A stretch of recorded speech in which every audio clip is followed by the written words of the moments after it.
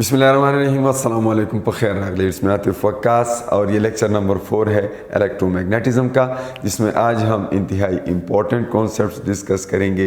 यानी जब दो पैरेलल करंट कैरिंग वायर्स एक दूसरे के करीब पड़ी होंगी तो उनके दरमियान उन दोनों की वजह से कंबाइंड मैग्नेटिक फील्ड कैसे कैलकुलेट करेंगे।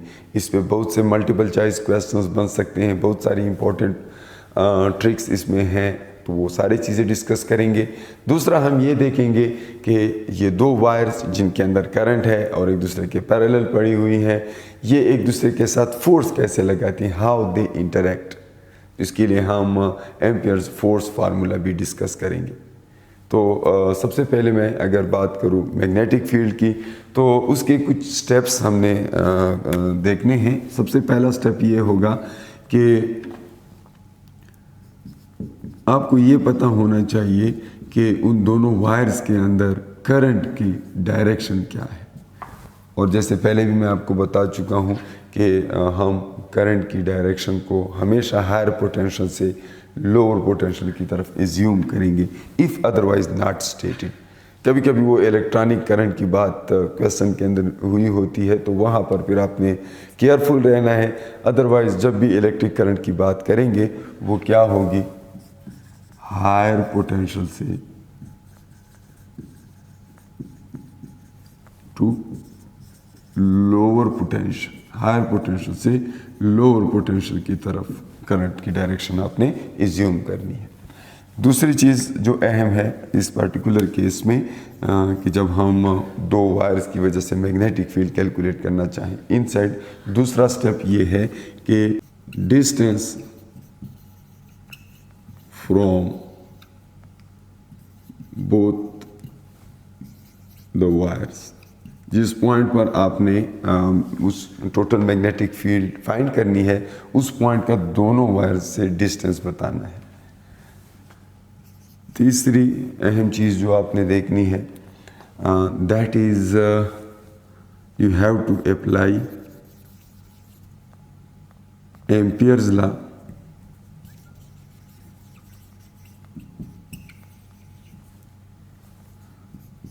to calculate B1 and B2। B1 current wire 1 की वजह से और B2 करंट वायर 2 की वजह से जो इंडिविजुअल फील्ड्स हैं उस पॉइंट के ऊपर, तो ये दोनों आपने एम्पियर लॉ के ज़रिए से कैलकुलेट करने हैं। और फोर्थ में आपने क्या करना है, अगर करंट की डायरेक्शन सेम हो तो B is equal to B1 minus B2। Inside magnetic fields एक दूसरे से सब्ट्रैक्ट करनी है, I इन सेम डायरेक्शन। और अगर करंट जो है अपोजिट डायरेक्शन में होंगी तो ऐसी सूरत में आपने क्या करना है, इनसाइड मैग्नेटिक फील्ड कैलकुलेट करने का तरीका ये है कि दोनों की वजह से जो मैग्नेटिक फील्ड है उनको आपस में ऐड करना है। सो ये कब, जब आई in opposite direction, current opposite direction में। अब ये इंफॉर्मेशन सबसे अहम है कि आपको करंट मालूम हो कि किस डायरेक्शन में है। तो फॉर एग्जांपल पहला केस मैं वो ले लेता हूँ जब करंट दोनों में सेम डायरेक्शन में है ये, और आप इस पॉइंट के ऊपर कैलकुलेट करना चाहते हैं मैग्नेटिक फील्ड। तो ये मैंने मिडल में बनाया है, या आप कहीं पे भी बना सकते हैं, ज़रूरी नहीं है कि हमेशा मिडल पे मांगा गया होगा, लेकिन कोई भी पॉइंट है। और वो पॉइंट जैसा कि मैंने कहा, सबसे पहले आपने डायरेक्शन ऑफ करंट स्पेसिफाई करनी है, वो तो मैंने कर ली कि इस केस में दोनों सेम डायरेक्शन में है। फिर हमने दोनों वायर से डिस्टेंस देखना है। तो पहले वायर से मैं एज्यूम कर लेता हूँ ये वायर 1 है, ये वायर 2 है, तो पहले से डिस्टेंस जो है याद रहे, ये डिस्टेंस जो है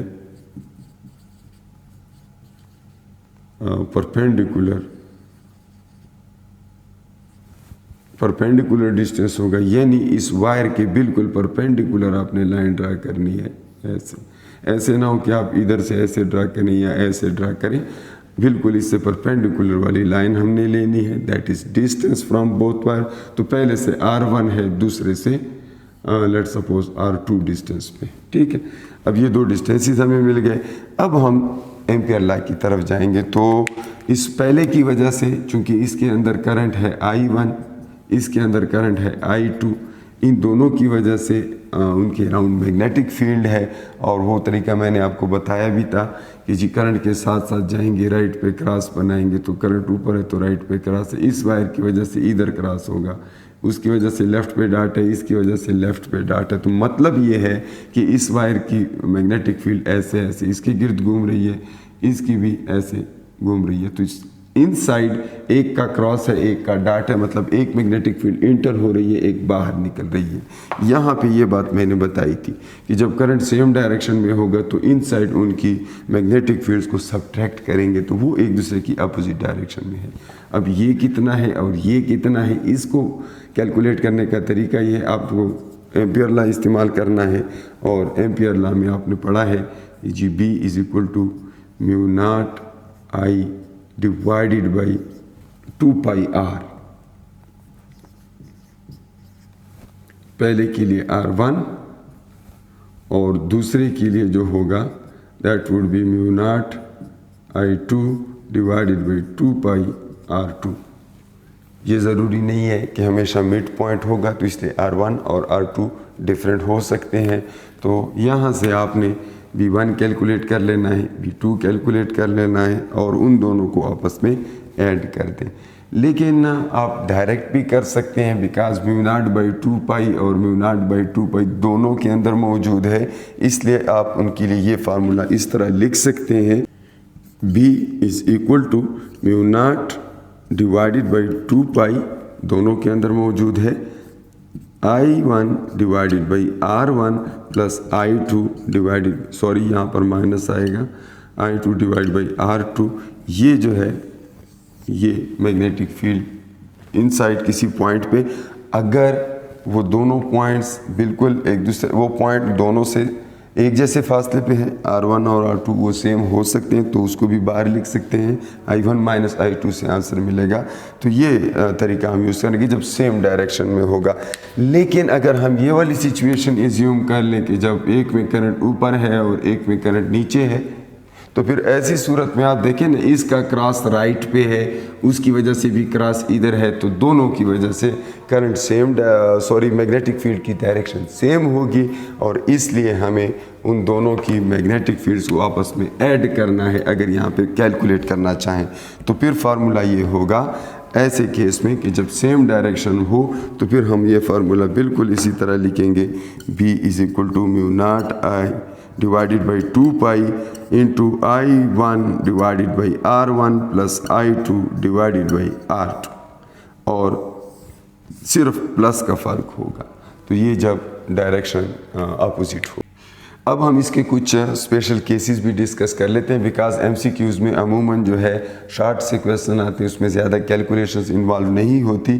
तो ये कहा जा सकता है कि जी अगर तो वो दोनों वायर्स के अंदर करंट सेम हो, फॉर एग्जांपल दोनों वायर्स के अंदर करंट सेम है, I1 इक्वल्स I2, और बिल्कुल मिड पे तो R1 और R2 आपस में सेम है, तो यहाँ पे पुट करने से आपको पता चल जाएगा कि B इज़ 0। ये कौन सा केस है, जब करंट सेम डायरेक्शन में हो। और अगर सेम डायरेक्शन में ना हो तो फिर जो मैग्नेटिक फील्ड होगी दैट वुड बी 2B।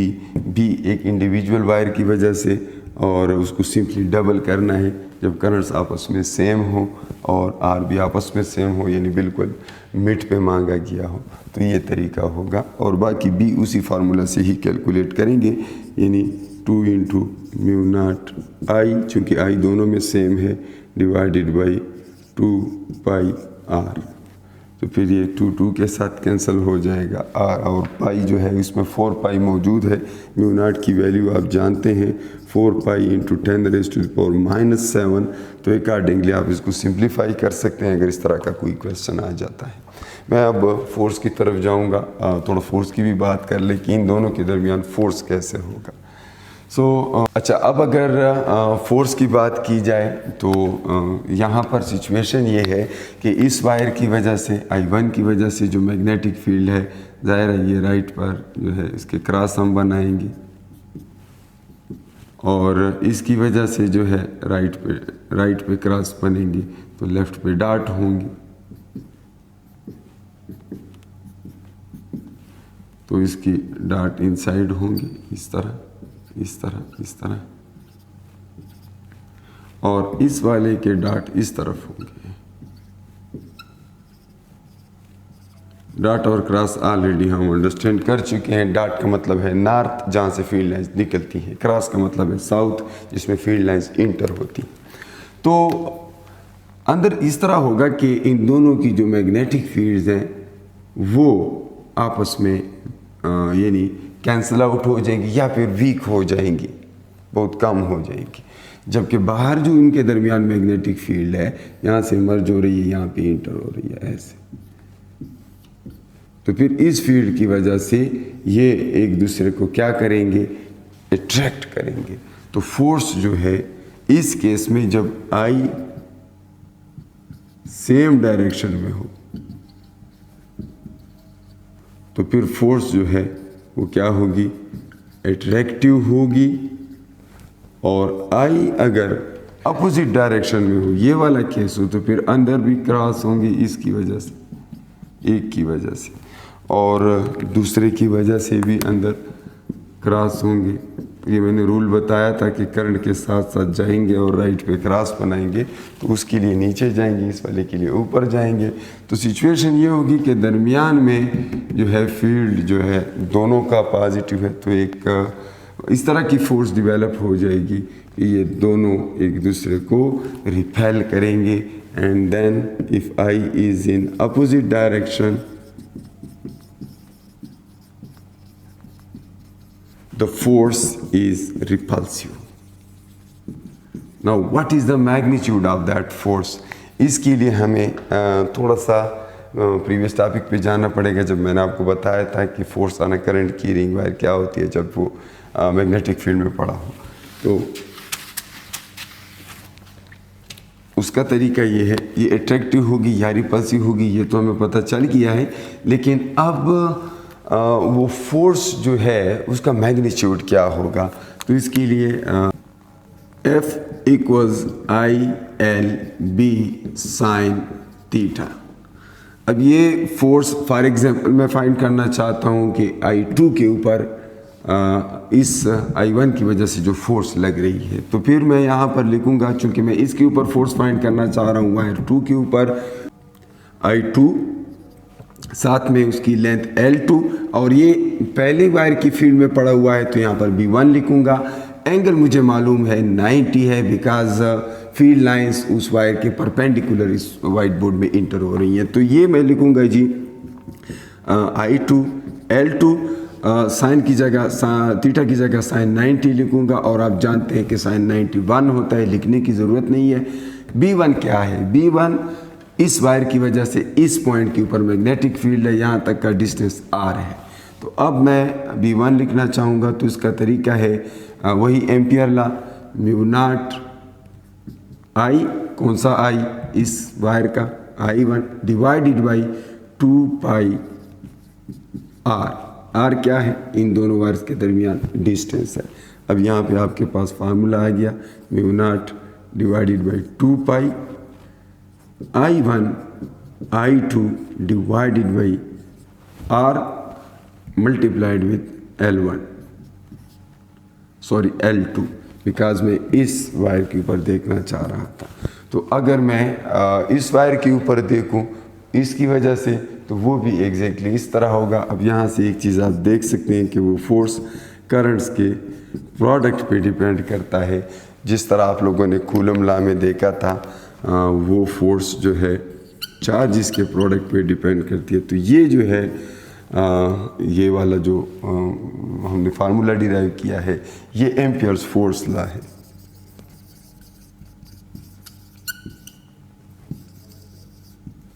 तो इसकी मैग्नीट्यूड शायद ही इंजीनियरिंग के किसी टेस्ट में आए या फिज़िक्स के किसी टेस्ट में, मेडिकल कॉलेजेस की जो एडमिशन टेस्ट होते हैं उसमें निस्बतन आसान से क्वेश्चंस होते हैं। वो सिर्फ इतना ज़्यादा से ज़्यादा पूछ लेते हैं कि जी दो करंट कैरिंग वायर्स हैं, उसमें एक में इलेक्ट्रॉनिक करंट बता देंगे, एक में जो है कन्वेंशनल करंट बता देंगे, और फिर उनके दरमियान ये पूछेंगे कि जी ये अट्रैक्ट करेंगे या रिपेल करेंगे। एक चीज़ यहाँ पे ये भी इम्पॉर्टेंट है, आपको बता दूँ कि जब आप किसी वायर के अंदर करंट की बात करें तो इसके अंदर same number of electrons and protons होते हैं। तो ओवरऑल किसी वायर के अंदर जो है एक्सेस चार्ज नहीं होता, और इनसाइड वायर जो है E ज़ीरो नहीं होता बिकॉज करंट ज़ीरो नहीं है। जब इसमें करंट है तो ज़रूर अंदर कोई इलेक्ट्रिक फील्ड है, ये बात याद रखें। आउटसाइड जो है चूंकि एक्सेस चार्ज नहीं है तो E ज़ीरो मानेंगे आउटसाइड। तो जब दो वायर आपस में पड़ी होंगी तो इनके दरमियान जो मैग्नेटिक फोर्स होती है दैट इज़ डोमिनेंट, और वो हमने ऑलरेडी डिस्कस किया है कि उसमें कैसे हमें पता चलेगा कि अट्रैक्ट करेंगे या रिपेल करेंगे। और सेम डायरेक्शन और अपोजिट डायरेक्शन का पता आपको मुख्तलिफ तरीक़ों से ये बात बता सकते हैं। कभी कहेंगे दो पॉइंट बनाए होंगे, फॉर एग्ज़ाम्पल यहाँ पर 3 और यहाँ पर -2, तो ये हायर पोटेंशियल है, वो लोअर पोटेंशियल है, तो देखिए ये कन्वेंशनल करंट है। फिर अगर यहाँ पे मैं लिखूँ 0 और यहाँ पे लिखूँ 1, तो ये फिर इलेक्ट्रॉनिक करंट है, बिकॉज इलेक्ट्रॉनिक करंट जो है वो लोअर से हायर पोटेंशियल की तरफ जाता है। और वो तो पहले भी मैं आपको बता चुका हूँ कि पोटेंशियल कैसे पता चलेगा कौन सा लोअर है कौन सा हायर है। अगर मैं एक लेवल 0 मान लूँ तो इससे ऊपर वाले 1 2 3 ये हायर पोटेंशियल होगी, और नीचे -1 -2 -3 ये लोअर पोटेंशियल होगी। तो अगर दोनों नेगेटिव में है तो जो स्मॉलर नंबर है वो हायर पोटेंशियल है, जो लार्जर है वो लोअर पोटेंशियल। दोनों पॉजिटिव है तो जो लार्जर है वो हायर पोटेंशियल है, जो लोअर है स्मॉलर है वो लोअर पोटेंशियल है। अकॉर्डिंगली इस तरह आपने एज्यूम करना है। तो हमारे जो रूल्स हैं, जो राइट हैंड रूल हमने पढ़ा था या फ्लेमिंग्स लेफ्ट हैंड रूल पढ़ा था, वो सारे कन्वेंशनल करंट के लिए। फिर अगर मैं वो सिचुएशन एज्यूम कर लूँ कि जब ये करंट जो है बग़ैर वायर्स के बीम्स ऑफ चार्जेस हैं, बीम ऑफ चार्जेस जो है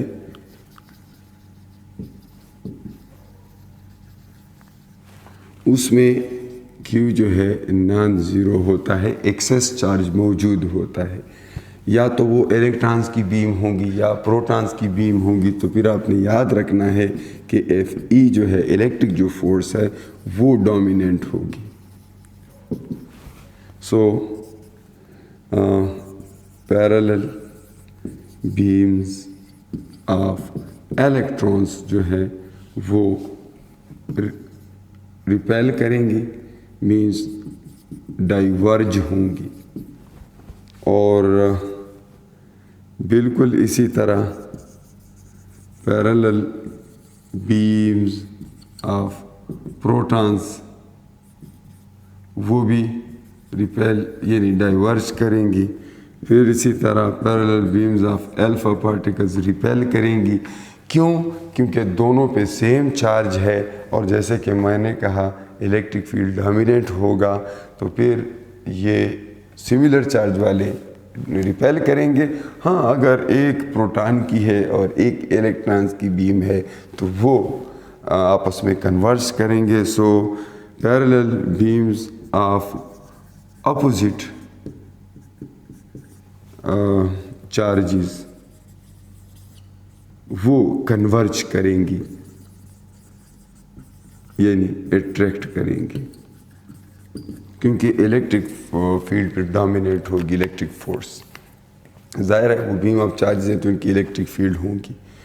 और एक मैग्नेटिक फील्ड क्यों वीक होगी? बुनियादी तौर पे उनके दरमियान रिलेटिविस्टिक मोशन जो है वो बहुत कम होती है। आलमोस्ट अगर हम बीम्स को करंट्स मान लें, इज्यूम कर लें, तो फिर वो रिलेटिवली आलमोस्ट रेस्ट पे होती हैं। तो उनके आपस में रिलेटिव मोशन ना होने की वजह से उनकी मैग्नेटिक फील्ड जो है वो मैग्नेटिक फोर्स वीकर होता है। इसके बाद मैं एक और इंतहाई इम्पोर्टेंट क्वेश्चन आपसे पूछ लूँ और फिर इसके बाद हम छुट्टी कर लेते हैं। एक स्प्रिंग है और व्हेन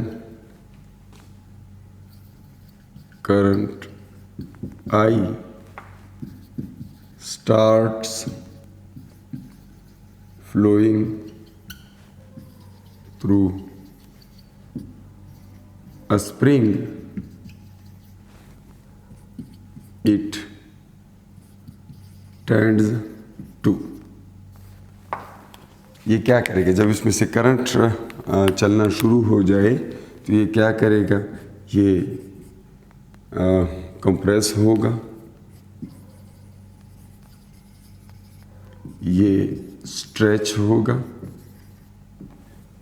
ये दोनों पॉसिबल है या इनमें से कुछ नहीं होगा जी। तो अभी हमने कुछ देर पहले बात की कि जब दो वायर्स ऐसी हों कि इनमें करंट सेम डायरेक्शन में हो तो वो अट्रैक्ट करेंगी। तो अगर आप देखें जो दो साइड्स किसी स्प्रिंग के एक दूसरे के साथ पड़ी होती हैं वो एक दूसरे के पैरेलल होती, और उन दोनों पैरेलल वायर्स में ज़ाहिर है करंट अगर इस साइड से हम इंटर कर लेते हैं तो फिर वो अकॉर्डिंगली पूरी वायर के अंदर होगा और उस साइड से निकलेगा, या ऊपर से आता है इस साइड से निकलेगा। तो करंट में हर टर्न के दरमियान जो है वो करंट की डायरेक्शन एक दूसरे के पैरेलल होगी। तो इसकी वजह से करंट जो है उसे एक मैग्नेट, तो इसकी वजह से वो अट्रैक्ट होंगी और अट्रैक्शन की वजह से स्प्रिंग क्या है, कंप्रेस होगा। और इसके साथ ही मैं आपसे इजाज़त चाहूँगा। द अल्लाह पामान।